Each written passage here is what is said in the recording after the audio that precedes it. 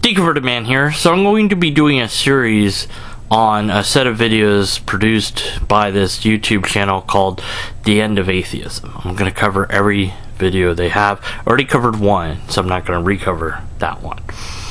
Analyzing them for logical arguments, or lack thereof, pointing out logical fallacies, etc.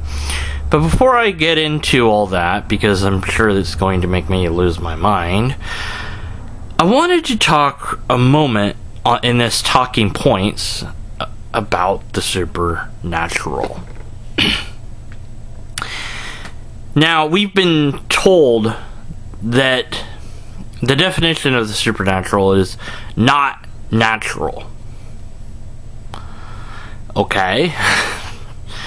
So, spirits, souls, angels, demons, gods, devils, whatever, the afterlife, all of that's the supernatural stuff or realm.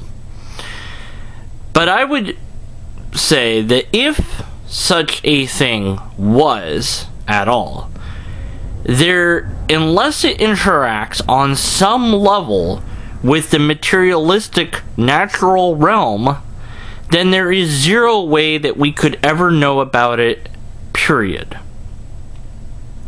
If you don't want to just admit that everything that you have perceived about the supernatural realm is all in your brain, if you want that to be an actual realm that really exists, then the burden is completely on you to demonstrably demonstrate that. And you can't just go, well, but there isn't evidence, because if there was evidence, then it wouldn't be supernatural. There has to be evidence of some sort. Otherwise, the only thing that you're receiving is your own brain. You're just telling yourself that these experiences are real, and your brain is fooling you into believing that they are. And before you say, well, I have a non-materialistic soul, well, that too would have to have some sort of connection with the material. So it has to be able to talk to your brain somehow. So where's that connection? We would see something at some point via neuroscience. And the theists who promote the supernatural, and who one could argue have everything to gain by showing us that we're wrong, have never, to my knowledge, put forth the time, trouble, energy, money, etc. into really trying to prove that this stuff is real. They just go, well, of course, well, of course it's real. Here's an argument. That doesn't prove it. I've experienced it. That doesn't prove it. And instead of going to, you could raise that sort of money with your church organization. So instead of going to a neurosurgeon and proving that there's something going on, they're just content to be what I call faith theists. This is a word I've come up with. So, what is a faith theist? It's not a thing that exists. As I said, I made up this word. I have faith. So, I'm in X, Y, and Z, and that's good enough. That's what God wants. That's the sort of God that really exists for real. That's why there's no evidence. That's why there's no test. That's why we can't prove anything. God wants it to be all about faith for whatever reason. And it's only in this one category. Everything else we're going to want evidence for. But when it comes to God, for whatever reason, it just made it be this way that we have to get to God through faith. And that's all there is to it. That's just how it is. This is a faith theist. They might not say it in that way. They might not even really want to admit that there isn't any evidence for any of the things that they believe. They might say, well, there's some evidence, but not be aware of what that evidence is. Or they might say something like, well, even if I gave you the evidence, it wouldn't matter. Or they might say something like, the evidence is my experience, or what have you. But the requirement that we skeptics have of evidence is akin to saying, show me that you have a flash drive that has a Darth Maul body. Here you go. Here's a flash drive that has a Darth Maul body. His head is, I don't know, it's gone. So there's evidence, right? I have a Game Boy 3DS. Here you go. There it is. Whatever, 3DS, XL, whatever. There you go. There's proof, right? So where's that for God? You can't just say, here's God, and hold it up. And that's because God made everything so well hidden that you can't detect God. So then why bother saying that there's evidence at all? If the whole of salvation is hinged upon whether you believe or not, then the evidence is irrelevant. In fact, there wouldn't be evidence because God wouldn't want evidence. If God just wants faith, then there would be zero evidence. Which there is no evidence. So there you go. You can be a very good faithist by admitting that there's zero proof, zero evidence, zero test. It's all about faith. But that's not what we see from the apologetic sector.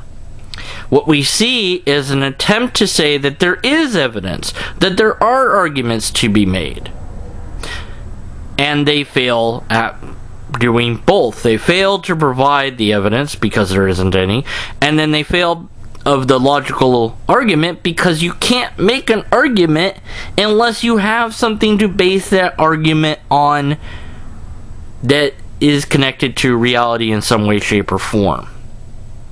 And that's the whole purpose of logic, is to allow us a time saver from having to go and investigate every single claim that everybody makes, because anybody can make any claim at all.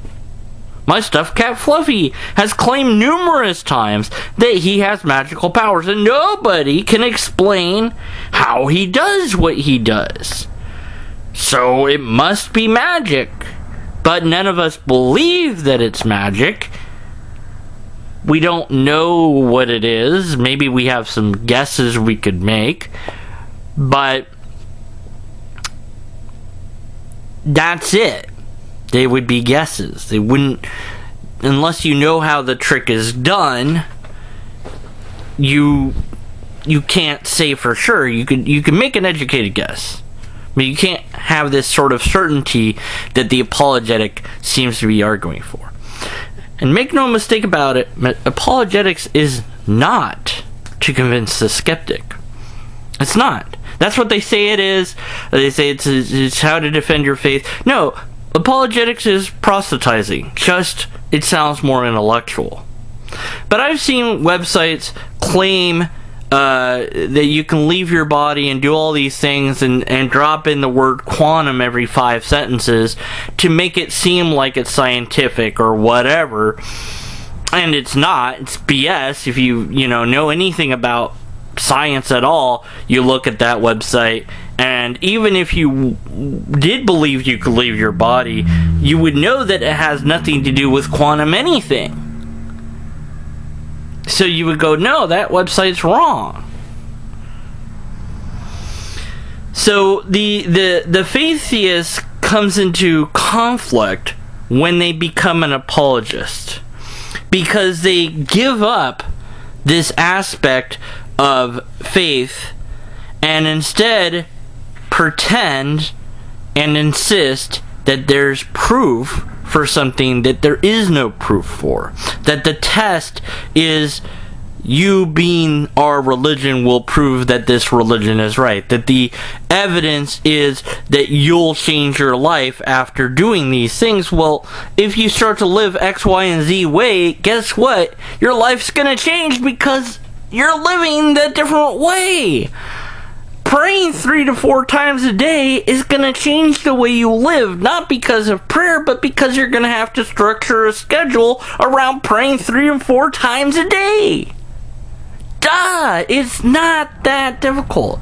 Gaining friends that you didn't have before is going to change the way you do things in life. And that's what is the power of religion. It's a cultural center where you meet people and you form friendships around and based on campfire stories that you insist are real. And you can do the same thing, and people have, with atheism. There are atheist churches. I don't know that I'd want to go to one, but there's other places to meet people. But maybe the problem is there just isn't enough secular places to just hang out. There's not enough coffee shops, or there's not enough places to just go, and that's where you go, and that's where you meet your friends, and that's where everybody goes to hang out, or whatever. That bars aren't enough, because not everybody's going to be interested in that. That there's just not enough places to go like that. Maybe that's part of the problem. I don't know. But I want you all to remember as we go through this series that the apologist's job is to reinforce the beliefs of the faithists by pretending that they've crushed the opponent, which for them is usually the atheist, because the other religions can be dealt with by just saying that they're lies or whatever. They're mistaken. They knew that there was a God, but they got everything else wrong. But the atheist is the real threat to all religions, period, because they represent a counterexample. They represent something went really wrong, that somebody was able to see this for the illusion it is, and rather than responding in the faithist way and saying, of course there's no evidence, we have faith, that the apologist has said, I can make this seem intellectual and attract certain people that I couldn't attract otherwise. So it's a useful technique. We must respond to these. We must analyze and deconstruct them, and do so as logically and as intellectually as possible, to show that the faithists, we have better answers than they have. We have better solutions than they have. And sometimes, and most times, the real answer is we don't know, and that's okay to not know. And it's okay to not understand. But to encourage people to learn, and to implore them to question what they hold most dear, whatever that might be. So, whatever your thoughts on my idea of faiththeist, if you think that that's an appropriate term, have you seen people act as a faiththeist and then quickly change due to probably cognitive dissonance to being a evidentialist, as it's kind of known in theology? There's an evidentialist that says, no, there's evidence for God, and then there's what I would just say the faithist, is that they just believe. Which is better? Let's answer that question in the comment section. Which would you prefer to deal with? Would you prefer to deal with somebody that thought that there was evidence for God?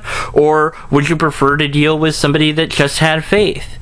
What's your response to both? What do you think the appropriate response is to that? Do you think that faith in and of itself is good, bad, or none of the above? There are arguments that at the bottom core, we all have to have faith. I've made these arguments just for fun as a skeptic. I've made them seriously when I was a Christian, but due to hard sophilism, we can basically be skeptical of everything, including our own existence. And that's kind of weird, but okay.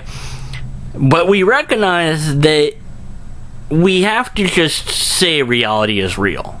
So somebody could say that is faith. that we just believe reality is real. That you can't point to proof of reality because it's all around you and you're a part of it. So anything you point to is part of this closed system. So there is no evidence of it. So you just have to have faith in it. And if that's true, then at the bottom of everything we all just have faith, then what? Well, okay, that might be true, but so what? Even if it is true, after we assume that reality is real, we have to then ask the question, assuming that reality is real, whether I'm just having faith in reality or whatever it is, assuming that, how do we decide what things we ought to think are part of this thing that we think is real, and what things we ought to be skeptical of? What is the system that we're going to use, and or systems that we're going to use? What systems are we not going to use, and why? So post your thoughts in the comment section below. That's the whole point of Talking Points. And if you want to make a video about expanding on these issues or ideas, whatever, fine, great, wonderful, please do so. And I look forward to seeing all your wonderful comments in this upcoming series as I completely and utterly lose my mind. And it will be all that one person's fault that suggested this series to me. And I can't remember that person offhand, but when I do, I will find you and I will eat you. Nom nom nom nom nom nom nom nom.